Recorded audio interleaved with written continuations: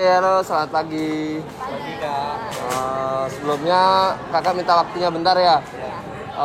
Ini kan kakak dari BTW EduTech mau ngasih sedikit pertanyaan untuk kelas 12, Ya. terutama di Resman. Nah ini sebelumnya perkenalkan adiknya siapa namanya? Saya Gracia. Gracia. Dari 12 kelas IPA 7. Saya Arjun, kelas 12 IPA 3. IPA 3. Ya. Arjun dan Gracia. Iya. Diri dulu, mungkin dari sini. Sebelumnya perkenalkan, nama saya Siva. Siva, Iya. dari kelas 12 Dari kelas 12 IPS 2. IPS 2. Perkenalkan, nama saya Dea dari kelas 12 IPA 5. Ya, IPS 5. Kenalin, nama saya Dian dari 12 IPA 1. Perkenalkan, nama saya Yumutiara dari kelas 12 IPA 7. IPA 7. Iya, IPA 7. Boleh kenalan nggak? Boleh. Siapa namanya? Elis. Oke, untuk kakak mau tanya dulu untuk Gracia nih. Gracia setelah lulus SMA nanti mau lanjut kemana sih? Untuk Gracia pribadi sih maunya nyari sekolah pilot sih Kak. Tapi Gracia belum menentuin lagi gitu buat nyari kemana, soalnya tujuan Gracia sama orang tua Gracia berbeda.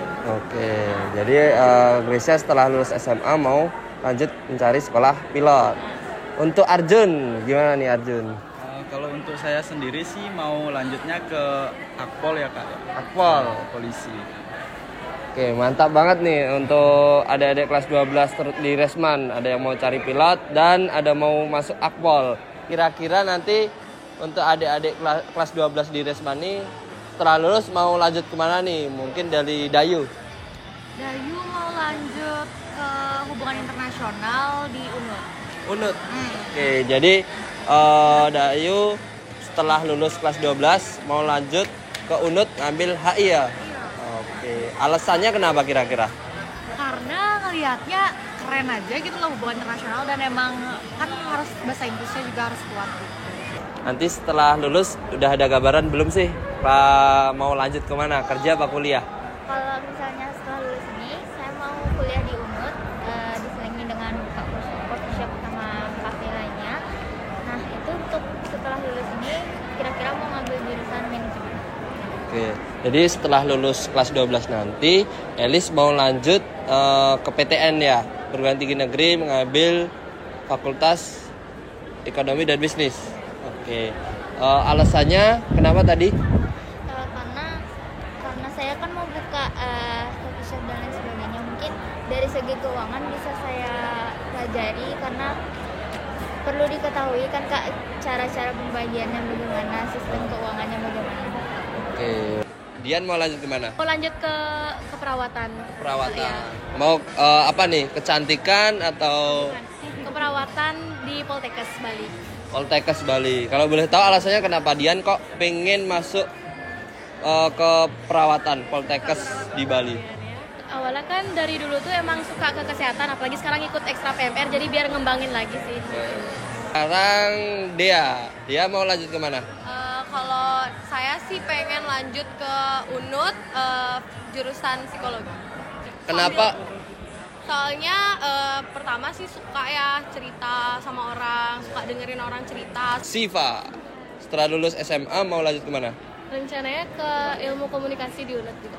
Ilmu komunikasi di UNUD. Kenapa alasannya? Pengen masuk ke ilmu komunikasi di UNUD.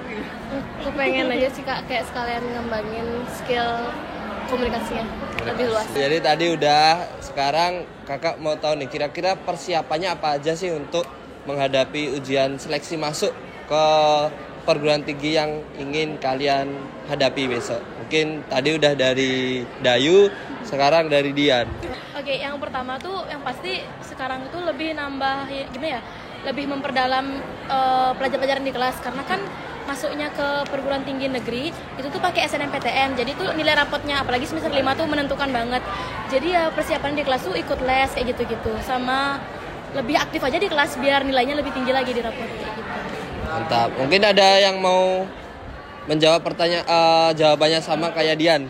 Biasanya banyak yang sama sih. Ya, jadi kurang lebih sama kayak Dian, tapi yang paling penting pertama mental ya. Jadi pertama kan kita nyoba dulu SNM ya, makanya kita bagusin nilai di kelas. Tapi kalau seandainya nggak keterima, mental kita sudah kuat untuk menghadapi SBM. Di SBM kita mungkin juga akan ikut les untuk TBK-nya. Terus itu sih. Nah ini kira-kira apa sih yang udah disiapkan untuk Grecia maupun Arjun?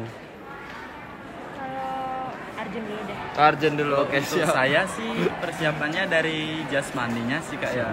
Untuk bimbel-bimbelnya saya belum gitu loh. Karena kurang tahu informasi-informasi. Oke, kalau untuk Grecia? Kalau Gracia sendiri belum nyiapin apapun sih Kak. Soalnya kemarin juga kan mau nyari bimbingan belajar tapi belum sempat karena sibuknya waktu juga gitu. Jadi belum ada persiapan sama sekali. Kira-kira apa sih yang akan disiapkan Edis untuk menghadapi ujian masuk perguruan tinggi negeri nanti? Mungkin mempelajari materi-materi yang akan masuk nanti saat ulangan, mungkin agar mendapatkan nilai yang bagus, jadi bisa masuk ke kuliah yang diinginkan. Jelas berarti kalian udah tahu ya besok mau kemana dan lawan pesaing kalian tuh seberapa banyak dan persiapan kalian tuh seperti apa, jadi udah tahu. Nah yang terakhir nih tadi sempat disampaikan oleh Dia dan Dea, mungkin kalau nggak bisa masuk ke jalur SNM kan akan masuk ke jalur SBM. Nah itu juga akan mengikuti bimbingan belajar. Nah udah rencana mau lanjut kemana nih bimbingan belajarnya? Belum tahu sih. Belum tahu. Kalau Dian? Belum tahu juga. Siva? Belum tahu juga. Belum tahu. Milih. Dayu udah di terus online terus Oke. Ini kan sementara yang udah mengikuti bimbingan belajar Dayu. Nah, kakak mau ngasih pertanyaan untuk Dayu, kira-kira lebih efisien mana sih untuk pembelajaran di kelas atau secara daring untuk bimbingan belajar?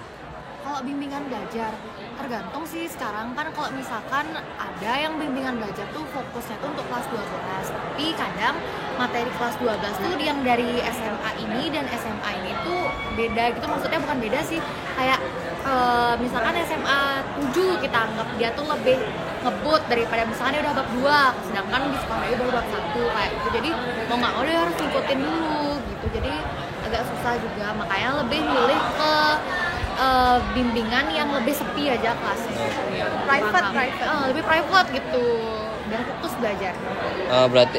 Berarti itu secara online ya atau langsung di kelas? Online sih, langsung di kelas. Di kelas. Tapi kalau misalkan online juga no matter, nggak masalah, tapi yang penting kan dari kitanya fokus apa enggak belajarnya. Oke, thank you untuk deh. Yang paling terakhir, kira-kira kalau mengikuti bimbingan belajar ini mengganggu nggak sih untuk aktivitas kalian? Karena kan kalian udah dari pagi sampai sore di kelas, terus nanti selesai itu masih mengikuti bimbingan belajar, itu gimana untuk tanggapan kalian?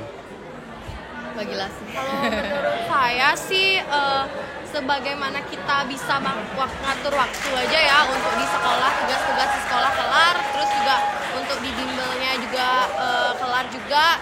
Ya yang penting tugasnya nggak banyak itu aja. Jadi pasti nggak terbebani. Itu semua tuh tergantung sama keadaan tugasnya. Tapi ya mau nggak mau ya bimbel, kalau misalkan udah capek banget ya udah skip dulu atau nggak ganti hari lagi gitu. Karena emang tugas di sekolah tuh nggak bisa diprediksi, tas tes ulangan, karena dalam satu hari itu kita 5 mapel gitu, bener-bener padat. Belum lagi kita anak OSIS Asik. Ada. Oke. Mungkin itu dari kakak. Sekali lagi kakak terima kasih. Mohon maaf untuk menyita waktunya. Selamat siang.